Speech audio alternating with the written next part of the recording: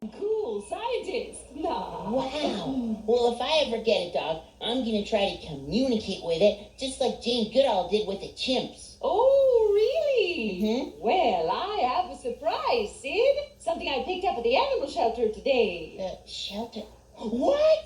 You got a dog? Oh, Grandma, that's not a dog, that's just Dad. Yeah, you're right. But what about this?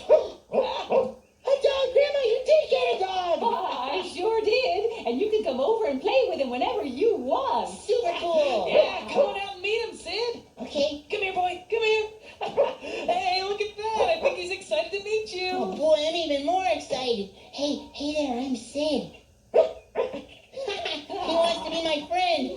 Hey, Grandma, what's his name? Oh, you'll like his name. It's Filbert. Wow. Hi, Filbert.